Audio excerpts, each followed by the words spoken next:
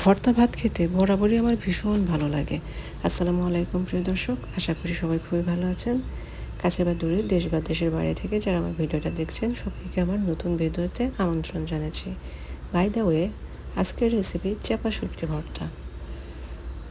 আমার যতগুলো ভর্তা ভালো লাগে বা যতগুলো ভর্তা আমি খাই তার থেকে সব থেকে ভালো লাগে আমার শুটকি ভর্তা। সে যে কোনো শুটকি হোক না কেন আমার খেতে ভীষণ ভালো লাগে। আর এই শুটকি ভর্তা হলে আমি এক হাঁড়ি ভাত একাই খেয়ে ফেলতে পারি এরকম মনে হয়। যাই হোক, কথা না বাড়িয়ে চলুন রেসিপিতে চলে যাই। এখানে আমি প্যানে সামান্য তেল দিয়ে দিয়েছি। এই ভর্তাটা আমি সরিষার তেল এবং সয়াবিন তেল দুই তেলের সমন্বয়ে করব, তাহলে খেতে বেশি টেস্টফুল হবে।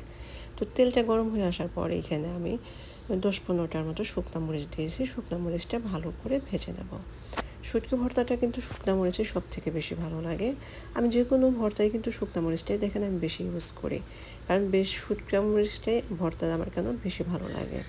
তো শুকনো মরিচটা যখন আপনারা ভাজতে যাবেন অবশ্যই আপনারা বোটা ছাড়িয়ে দেবেন না, বোটা সহ দেবেন, তাহলে মরিচটা ভালোভাবে মুড়মুড়ে হবে এবং দীর্ঘক্ষণ পর্যন্ত মুড়মুড়ে থাকবে। তো একই তেলে আমি 1 কাপ পরিমাণ পেঁয়াজ কুচি দিয়ে দিলাম। পেঁয়াজটা হালকা ভেজে নেব কিছুটা সময়। ভেজে নেওয়ার পর এইখানে আমি অ্যাড করে দেব রসুন কুচি। রসুনটা কিন্তু আমি একদম কুচি কুচি করে কেটে নিয়েছি, আর কিছুটা রসুন আমি ছাল ছাড়িয়ে আস্ত দিয়েছি।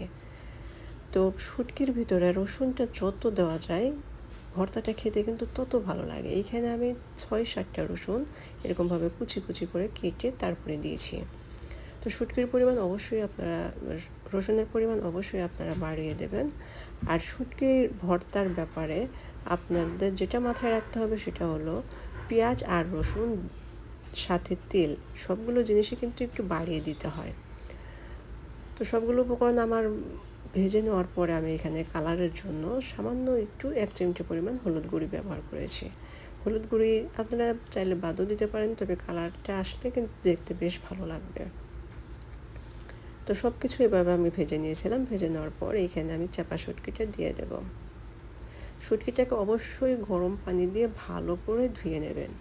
আর একটা টিপস, সেটা হলো আপনারা চাপা শুটকি কিন্তু এমনিতেই অনেক নরম, আপনারা গরম পানিতে ভিজে রাখবেন না, তাহলে শুটকিটা কিন্তু গলে যাবে। এটা আগুনে দেওয়ার পরেই কিন্তু এটা গলে যায়, দেখতেই পারবেন কীভাবে গলতে শুরু করবে। আর একটা মজার বিষয় হলো চাপা শুটকি নামে কিন্তু কোনো শুটকি নেই, তাই না? এটা কিন্তু পুঁটি মাছকে অন্যরকমভাবে প্রসেস করে শুটকি পরিণত করা হয়, আর সেটাকে নাম দেওয়া হয়েছে চাপা শুটকি। তো যাই হোক, এই শুটকিটা আমার কাছে ভীষণ ভালো লাগে, এই ভর্তাটা। আশা করি আপনাদের কাছেও খুবই ভালো লাগবে। আমার রেসিপিটা একবারও হলেও ট্রাই করবেন, আর ট্রাই করলে অবশ্যই আমার কমেন্টস বক্সে বলবেন খেতে কেমন হয়েছিল।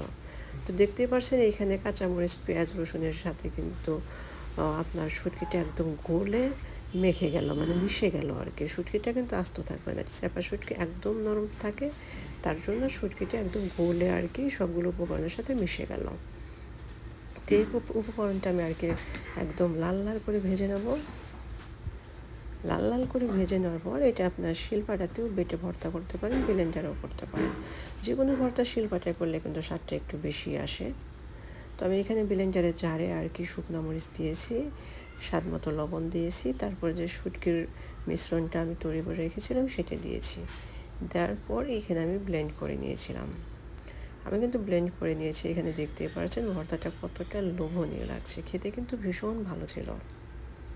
গরম ভাতের সাথে যদি এরকম একটা ভর্তা থাকে তাহলে মাছ মাংসের কোনো প্রয়োজনই হয় না। আশা করি আজকের রেসিপিটা আপনাদের কাছে অনেক বেশি ভালো লেগেছে। যদি ভালো লাগে লাইক কমেন্ট শেয়ার দিয়ে পাশে থাকবেন, আর এরকম নতুন নতুন রেসিপি পেতে আমার পেজটাকে ফলো দিয়ে রাখবেন। তো ভালো থাকবেন সবাই, আবার দেখা হবে নতুন কোনো রেসিপিতে। আল্লাহ হাফেজ।